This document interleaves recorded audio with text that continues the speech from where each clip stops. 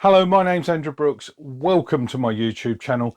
This video we're going to be looking at a Beatles album that's really underrepresented but is a must for all fans to have, or at least hear.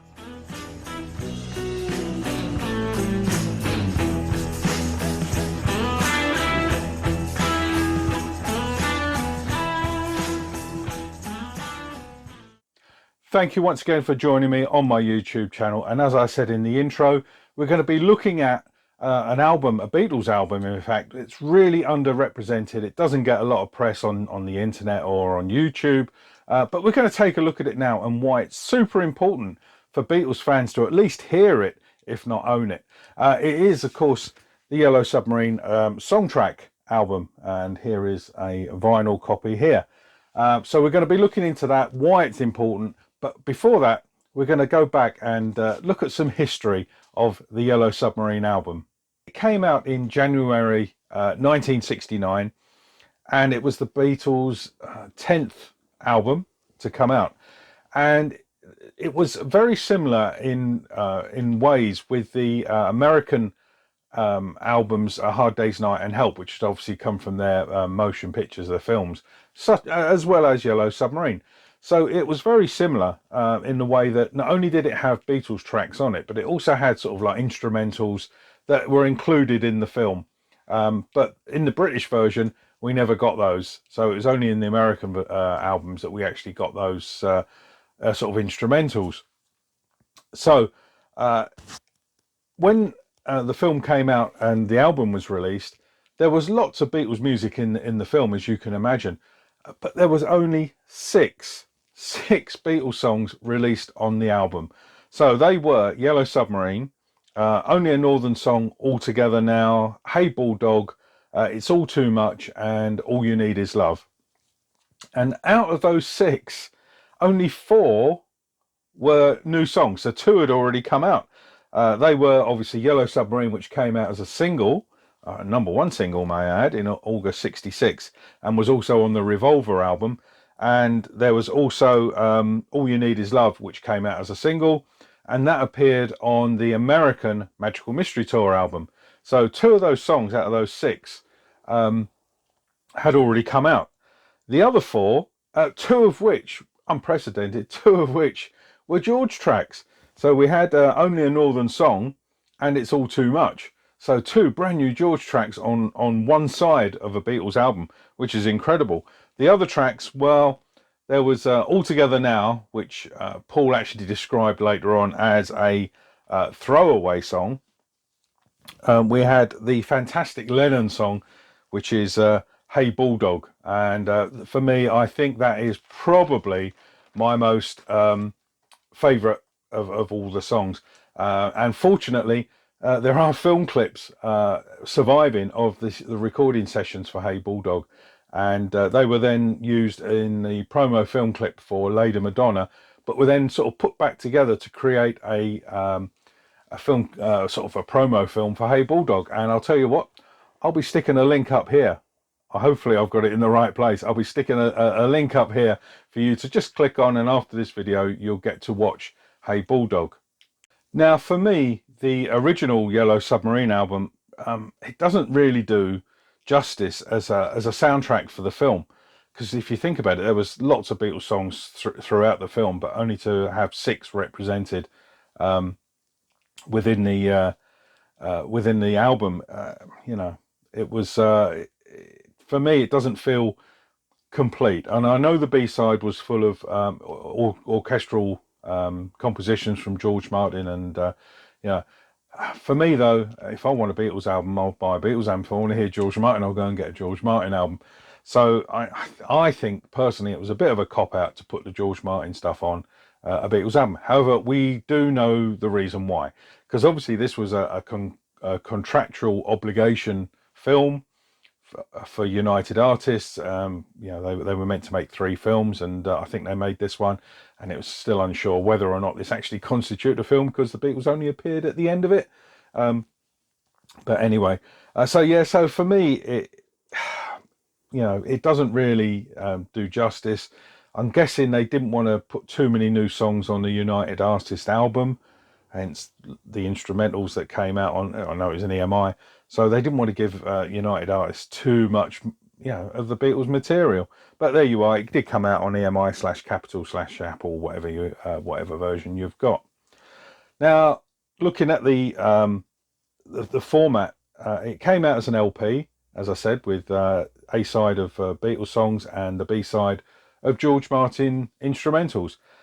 A lot of fans and a lot of people on the internet think this should actually have been an EP, similar to Magical Mystery Tour, like a double EP. Could have been nice with a little book telling the story in the middle, So in the UK, we got a really nice double disc EP. In the States, I know you've got your LP. But there are many fan art on the internet. If you do a little trawl around the internet, you can find quite a lot of fan art of people who have devised their own version of what the EP sleeve could look like. And this is my particular favourite one by Jeffrey, and I'm sorry if I pronounce your surname incorrectly, Jeffrey. It's Jeffrey Uluru, I believe is his name, or something similar.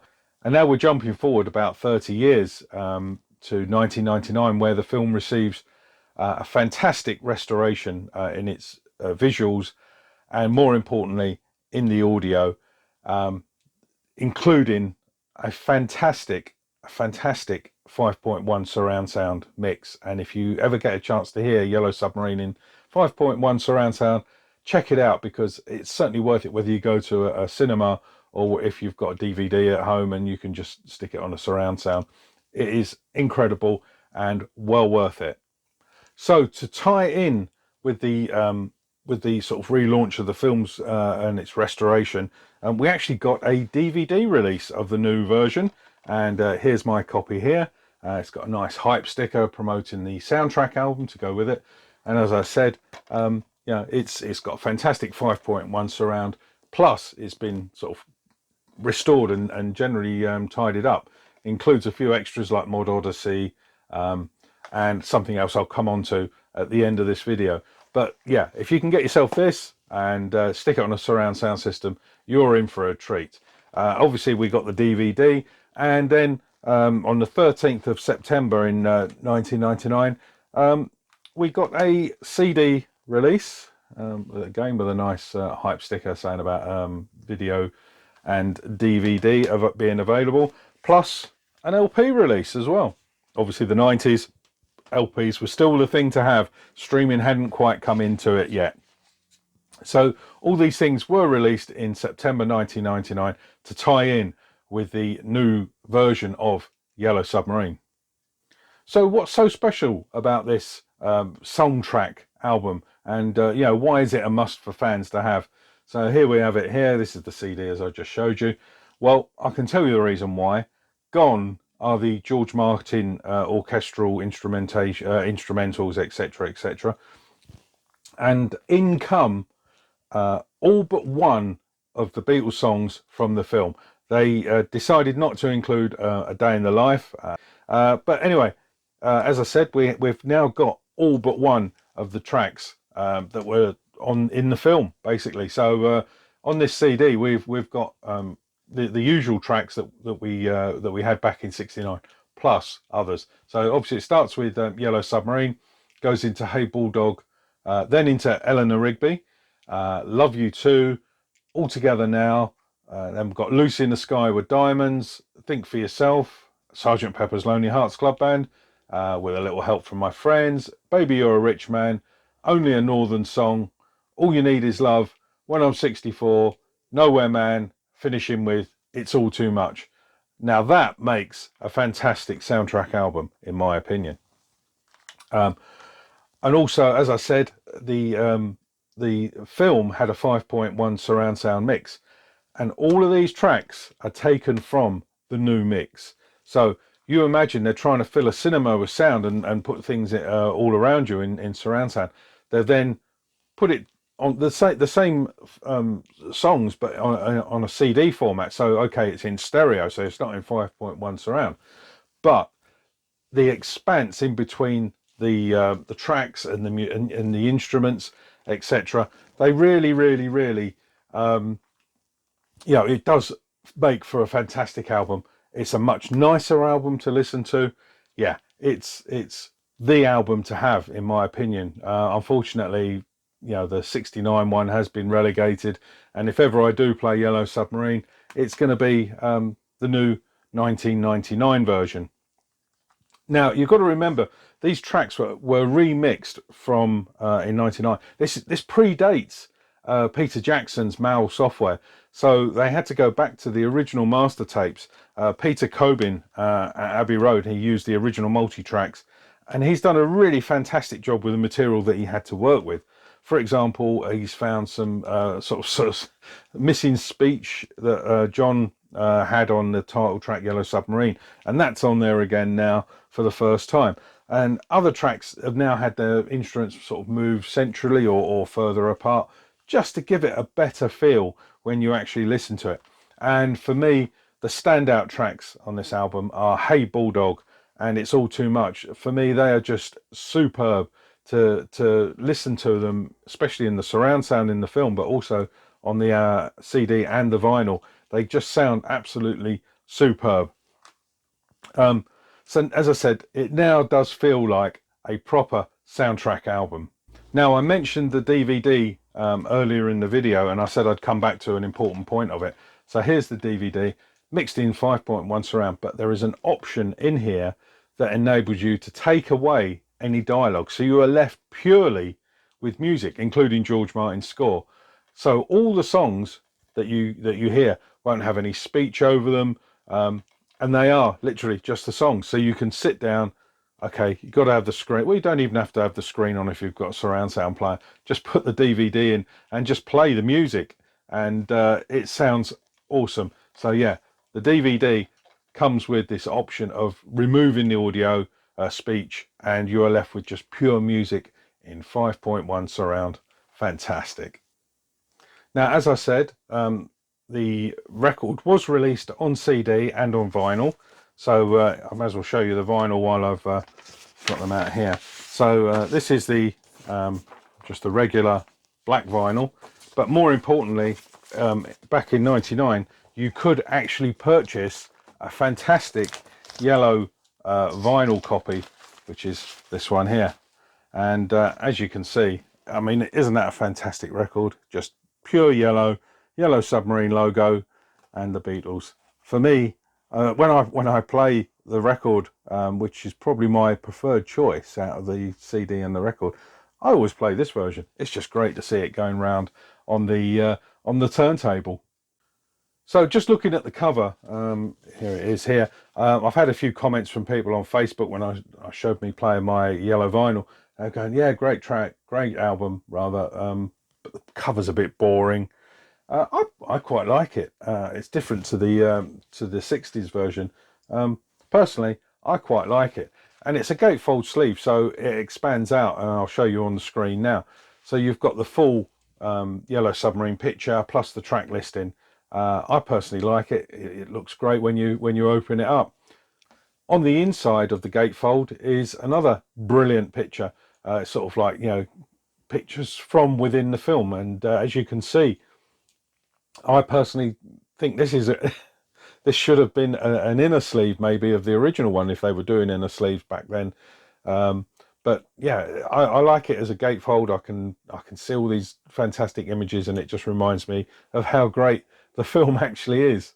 Hey, and here's the best bit, folks. This is still available on CD and record. You can still buy it from thebeatles.com or Amazon or whatever. So I often show you records that are now long out of print, but you can still now get this Beatles Yellow Submarine Song track album. Even if you just, I'm not even sure if it's on Spotify, check it out, it might be. But if you get a chance to hear it, brilliant. If you get a chance to own it, because for me, this is now the definitive soundtrack for the Yellow Submarine album. It's far superior, in my opinion, to the original '60s issue. You know, I love the '60s issue because it's of its time and it was one of the original Beatles albums. However, I think, excuse me, I think the new one supersedes the original one. So that's my look at this unusual album. As I say, it doesn't get a lot of love out on the internet or on YouTube. But what do you think? Have you got it? Have you heard it? Let me know what you think of the new mixes. Let me know what your favourite track on it is. Just love to hear any comments. Each one does get read, and I do respond to any comments that you leave if I think that they need responding to. Don't forget, if you're not a subscriber, please subscribe down here. It's very simple, and it's free, and you get to hear of any new videos of mine. Thank you very much for watching, and I'll see you next time.